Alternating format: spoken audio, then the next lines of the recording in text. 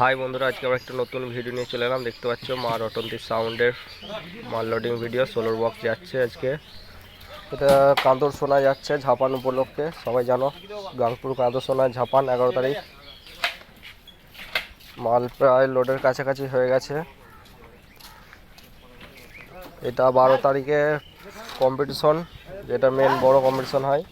আর এটা যাচ্ছে 10 তারিখে যাচ্ছে। এটা কালকে পজিশন বেরোবে। এটা ঠাকুরতলায় পুজো নিয়ে যাবে, দেখতে হবে। এদিকে দেখতে পাচ্ছ মাল লোড হয়ে গেছে, এবার বেরিয়ে যাবে।